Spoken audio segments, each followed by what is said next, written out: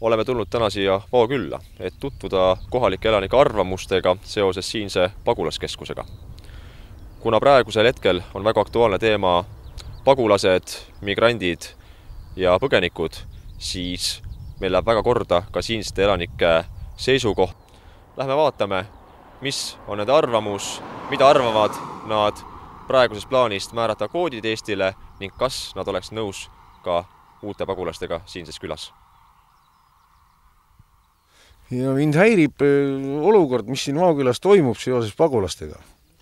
Et esialgsetel andmetel ehitati see maja 35 pagulasele, hetkel on 82. Ja ma ei saa aru, miks riik varjab meie eest seda pagulaste arvu, et ma pean kuskilt ajakirjandust seda lugema, et nii palju neid inimesi on kohal siin. Ma ei saa aru sellest, mismoodi riik on taganud kohalikele turvalisuse, miks neid nii palju siin on, see kontsentratsioon on juba nii suur, et varsti hakkab ületama kohalike elanike arvu. Keegi meiega nõu ei ole pidanud, kooskõlastanud seda, palju neid inimesi siia tuleb, mis plaanid on, lihtsalt tehakse ära ja sellega asi piirdub. Ja mulle tuleb meelde, et kas neljapäevases saates siseminister Pevkur ütles, et ilma omavalitsuse loata neid pagulasi tähendab meile tuua ei saa. Aga mina ei tea, et meil oleks Väike-Maarja vallavalitsuse poolt korraldus või oleks volikogu otsus selle kohta. Mina dokumendiregistrist sellist dokumenti ei ole näinud. Ja nüüd me teeme valda Vaoküla poolt teabenõude ja küsime need dokumendid välja, mille alusel nad siia on toodud. Kui me praegu seisame siin maja ees, siis juhuslikult on just see maja siin küla kõige korrektsem, puhtam ja ilusam, mis on renoveeritud meie enda maksumaksja raha eest, kuid kus mitte ei ela meie kohalikud eestlased ega kohalikud elanikud, vaid elavad pagulased, keda, nagu me oleme ka kuulnud juba, pole siia mitte ükski kohalik elanik soovinud. Prügikasti järgi me saame aru, et neid elanikke on rohkem tulnud, kui prügikasti algus tühi, siis nüüd on prügikotid vedelevad ümber prügikasti, ei suudeta ära vedada seda sitta, mis siia tekitatakse. Ilmne näide on siin majatagune, mis on sodi täis, niitmata, keegi selle probleemiga ei tegele, samat moodi ei tegeleta nende pagulaste jaoluga. Ei ole mänguväljakuid, ei ole spordiväljakuid, käivad siin lihtsalt jalgpallimängus. Riik võiks teha midagi selle jaoks ka, et neil oleks teha midagi siin. Mitte, et niisama ringi trambivad. Noored mehed veri vemmeldab, neile tuleb rakendus leida. Ja ma ei tea, kas on õige öelda, et ma esindan kohalikke elanikke siin, aga ma olen inimestega rääkinud ja mõtted on samad, kõik on tigedad, kurjad. Me ei ole rahul sellega, et neid pagulasi nii palju on siin. Oma julgeoleku pärast ma täna veel ei karda, aga kui neid siia veel juurde tuuakse, nagu see kvoot ütles, et 326 veel tuleb meile vastu võtta, siis mine tea. Nagu me nägime ka juba teise maja pealt, on siin nagu juba Chicago.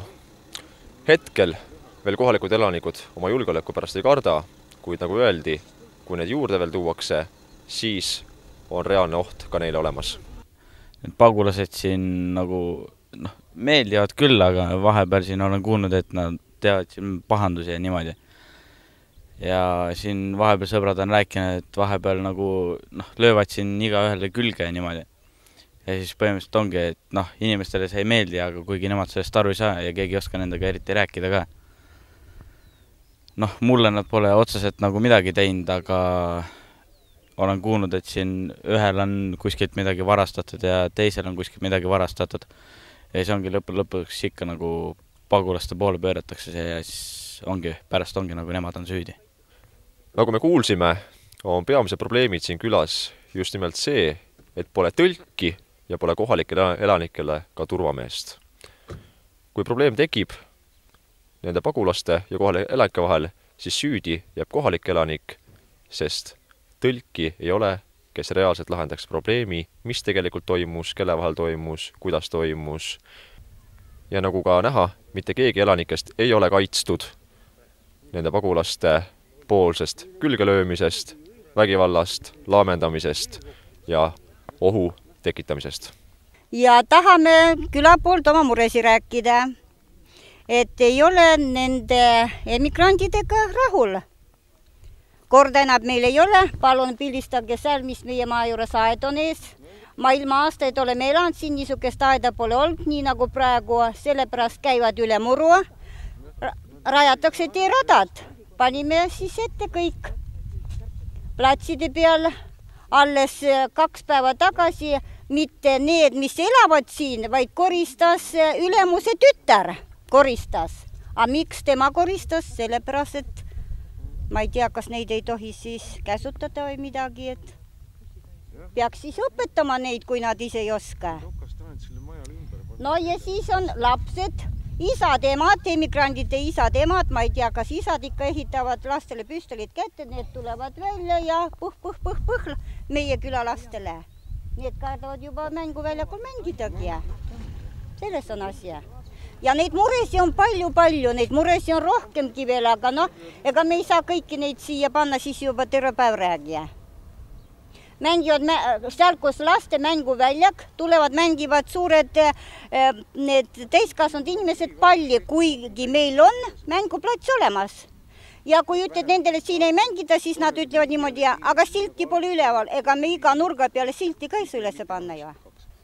Kui siia külla on toodud 85 pagulast, mis moostub peaaegu terve küla elanikkonna suuruse, siis kas neile samadele inimestele on tutvustatud Eesti kultuuri, siinseid kombeid, tavasid, kuidas integreeruda siia ühiskonda ja kuidas siin käituda meie elanike kohaselt?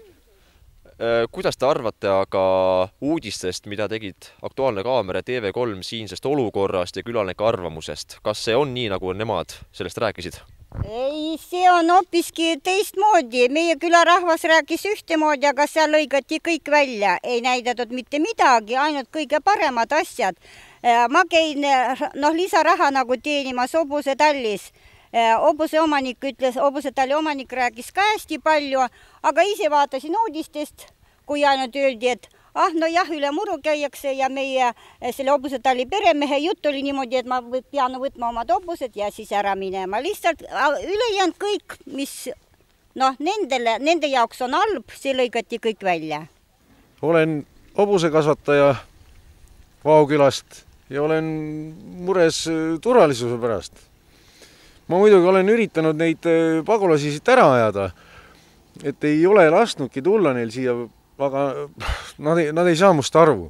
Ja milleks mina, kes ma elan Eestimaal, pean nendega inglise keeles hakkama rääkima. Ma ei tea, kas nad inglise keelest aru saavad, kui ma olen selgitanud, et go away, siis ta ei saa aru sellest. Ta läheb ikkagi üle muru. Ma ütlen, et ei, et üle muru ei käida, tee on selleks. Vaata mulle otsa, ta ei ütlegi midagi, läheb ikka üle murune. Ja ma ei ole lasknud neid siia põhimõtte pärast, et ma olen mures selle turvalisuse pärast, ma ei tea, mis nende hobustega võib juhtuda siin. Et hakkab kopeldamise hooaeg hakkab, hobused on ööpäeva läbi väljas. Kui ma hommikul tulen siia, ma ei tea, kas need hobused on alles siin või ei ole. See on tõsine probleem. Oleks vaja tõlki nendele, seda arvu vähendada siin, pagulaste arvu. See ei ole normaalne. Nagu me kuuleme siinsete elanike arvamustest, siis pole asi üldse nii roosiline, nagu näitab seda riigimeedia. Tegelikult lapsed ei julge mängida mänguväljakutel, täiskasvanud immigrandid mängivad nende kohtadel, käiakse üle muru, jäetakse prügi haiseb, nii et kohalikel elanikel pole enam neid elamistingimusi, mis oli enne nende saabumist. Ja siit küsimus riigile, et kui juhtub midagi, kes hüvitab need kahjud, mis võivad tekkida siin?